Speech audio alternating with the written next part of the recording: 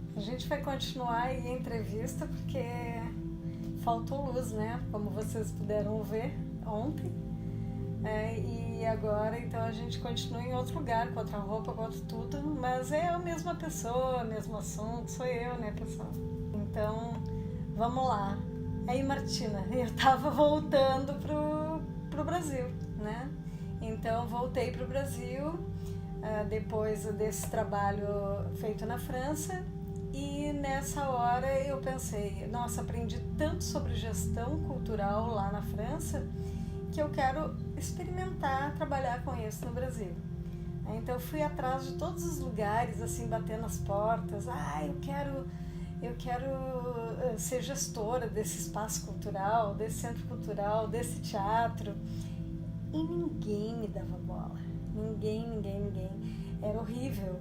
E eu pensava, mas meu Deus, o que aconteceu? Por que não estão interessados? Eu estou trazendo coisas muito legais que podem fazer esses centros culturais se desenvolverem muito mais, ganhar dinheiro, né, ter sustentabilidade.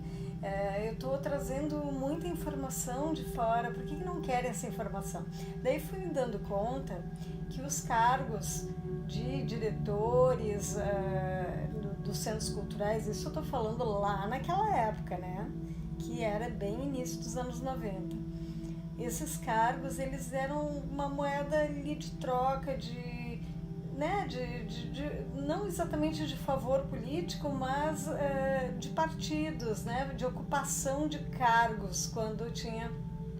Então, os teatros públicos e os centros culturais públicos funcionavam assim, olha, teve uma pessoa que não teve cargo lá na Secretaria de Obras e vão colocá-la no teatro. E daí eu comecei a entender que era mais um jogo político do que qualquer outra coisa, né? Então eu era meio inocente aí nessa parte quando cheguei de volta no Brasil. E daí pensei, bom, então vou tentar os espaços privados. Os espaços privados também não estavam muito preocupados com isso. Então eu realmente não consegui um bom lugar para trabalhar e tal, e ao mesmo tempo todo mundo desde que eu cheguei no Brasil dizia, vai voltar a fazer assessoria de imprensa, a gente está precisando, quer, sabe? E daí eu disse, não, para aí, né? Fiquei tentando uns 6 meses trabalhar com gestão de espaço e depois joguei a toalha. Né? Daí eu disse, não, preciso pagar as contas, então montei uma empresa nova de assessoria de imprensa. Veio trabalhar comigo a BB Baumgarten e com ela então a gente montou a BD Divulgação, que era uma empresa que fazia assessoria de imprensa e trabalhava também com BD, que é bande dessinée, que é história em quadrinho em francês.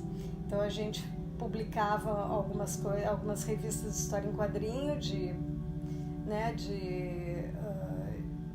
desses desenhistas que estavam surgindo na época. A revista que a gente fez era a Dum Dum, que era do Adão e Torres Garay, do Gilmar Rodrigues, e que foi super maravilhosa e teve um escândalo na época porque consideraram pornografia, mas bom, não era nada disso e foi muito legal. E depois disso a gente fazia também a divulgação, e fazia divulgação para muitas empresas. Todas as empresas que eu fazia divulgação antes de viajar para a França voltaram e a gente retomou esse trabalho aí, daí agora junto com a BB, com mais profissionalismo.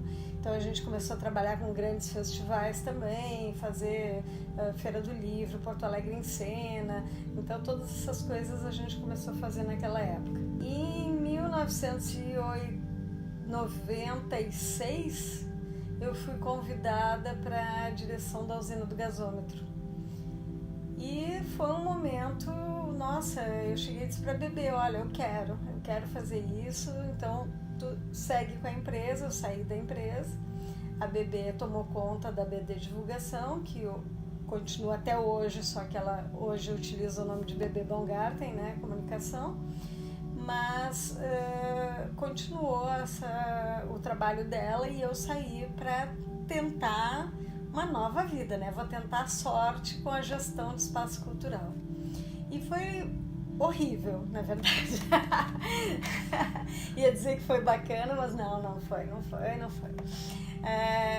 Essa minha experiência com gestão de espaço público foi péssima. Eu fiquei 1 ano na direção da usina, fiquei 1 ano, a usina estava fechada, né?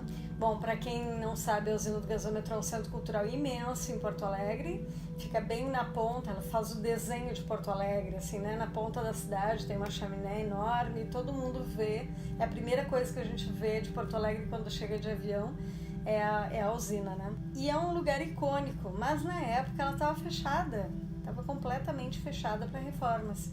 Então eu passei 1 ano que estava ali lutando com a burocracia, lutando com política para conseguir dinheiro, para reforma, para mexer naquilo, e não conseguia fazer o que eu melhor sabia fazer.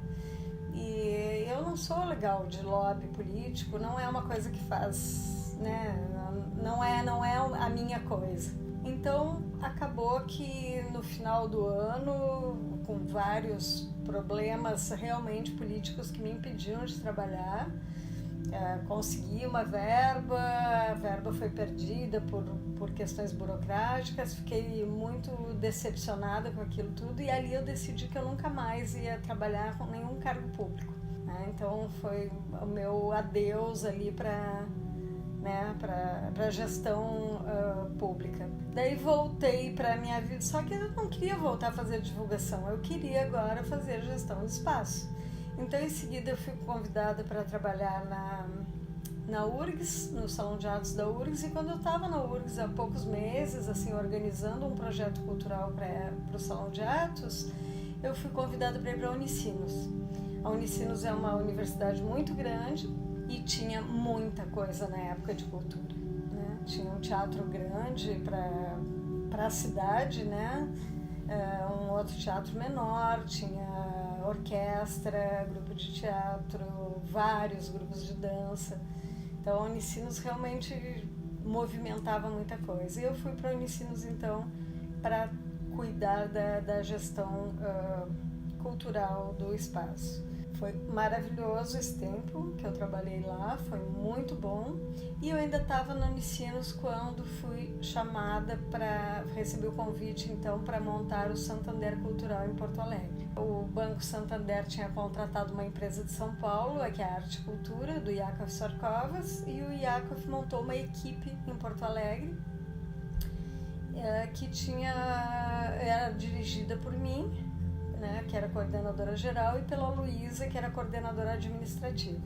Foi aí que eu conheci a Luísa Pires, que depois veio a ser minha sócia na Liga.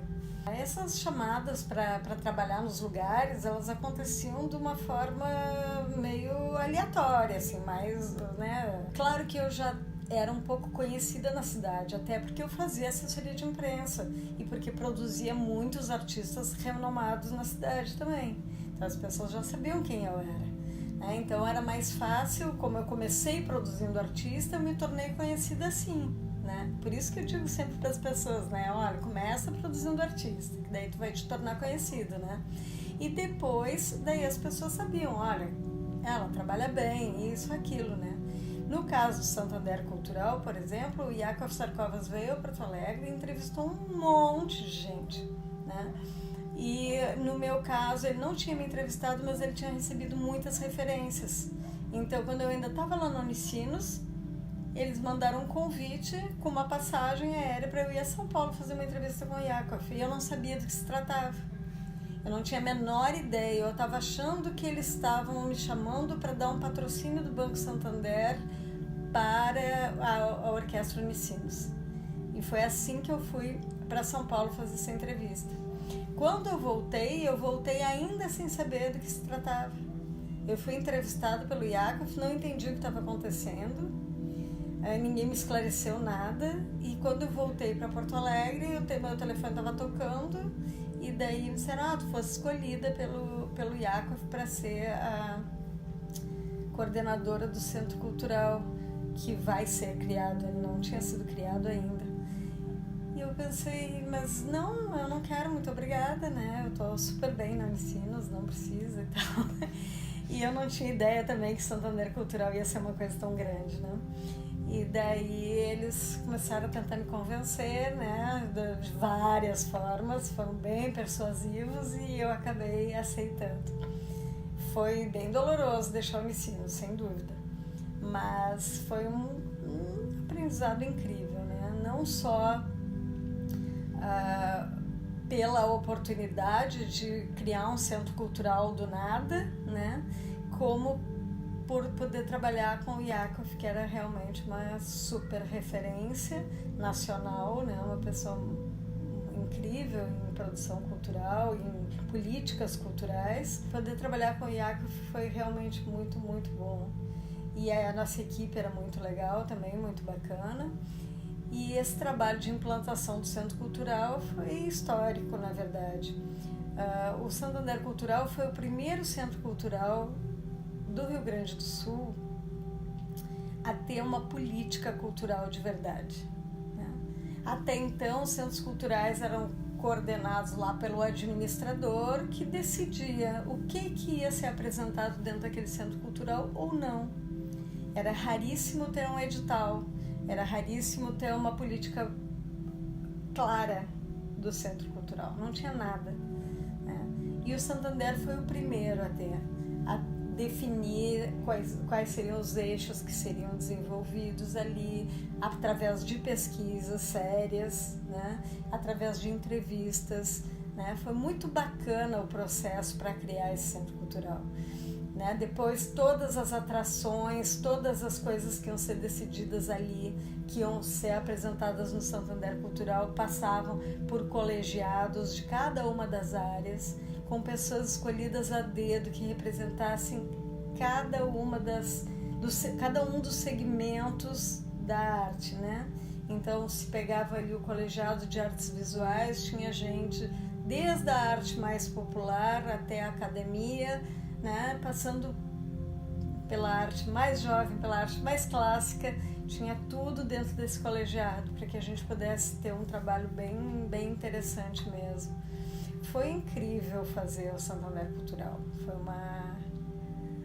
uma escola mesmo, eu acho que foi o meu doutorado, né? Sem dúvida nenhuma.